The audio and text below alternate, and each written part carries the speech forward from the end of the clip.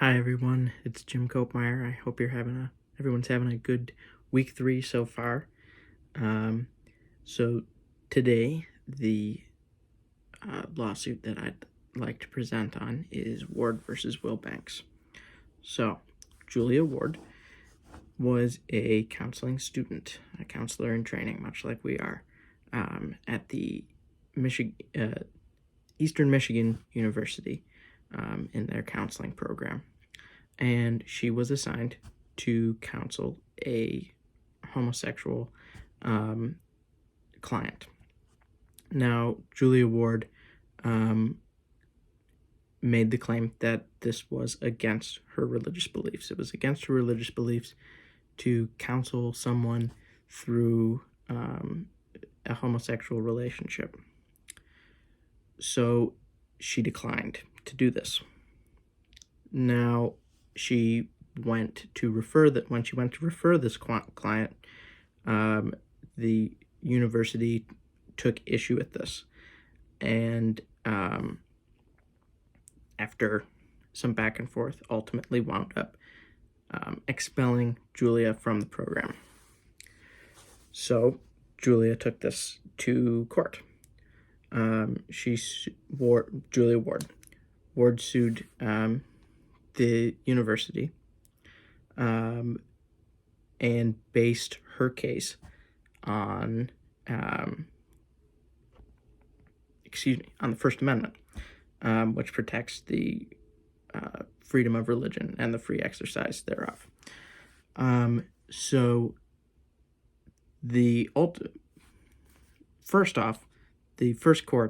courts, ruled in favor of the university.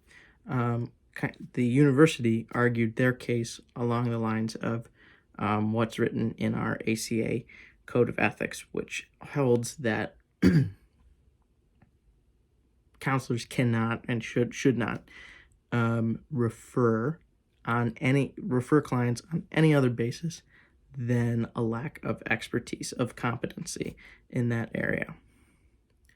Ultimately, though, this case went to the Sixth Circuit Court, which ruled in favor of Julia Ward, saying that by expelling her from the program, the university was violating her First Amendment rights to exercise her religion freely.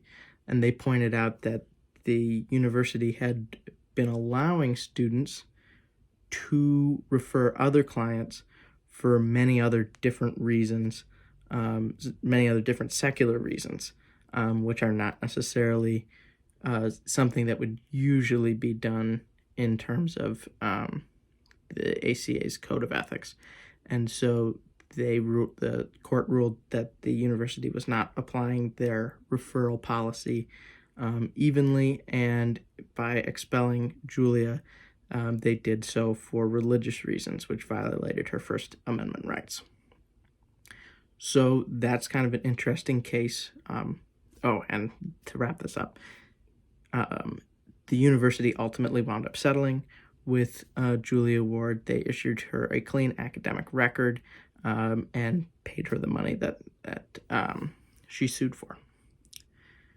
So this is kind of an interesting case because it actually goes against the opinion, professional opinion of the counseling profession, which is laid out in David Kaplan's article from 2014, which reaffirms sort of the position that's in the ACA Code of Ethics, that no counselor should refer clients purely based on the personal values of the client, of the counselor. And instead, that should be something that's reserved for matters of expertise and competency. So that's Ward versus Wilbanks. Now, to answer the questions for me, the questions posed were, what defaults religious beliefs or personal values regarding sexual orientation, gender identity, do I possess, and how might I mitigate those defaults when working with an LGBTQ client? So it's a good question. And I am Catholic. I'm a practicing Catholic, and so as many people know, the Catholic Church and my Catholic beliefs, I don't believe in gay marriage. I don't believe in same-sex marriage, and I believe that is something that's not licit in the eyes of God. However, in mitigating that and working with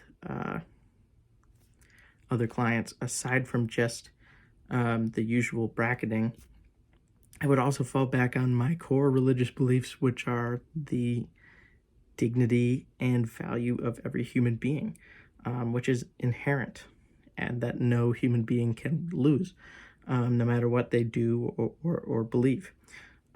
So even if they may do or believe some things in opposition of me, I look at every human being as infinitely valuable and dignified, which means that I will have to come from a position of that in working with everyone, no matter what they do or what they believe that might be against my own beliefs. And then, of course, there's bracketing.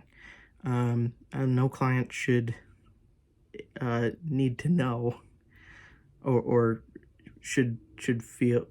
Obviously, I can't impose my values on anyone, and no client should be aware of my own values, because I will treat everyone, strive to treat everyone with the same dignity. So in working with someone who's LGBTQ, they shouldn't detect a note of disapproval from me,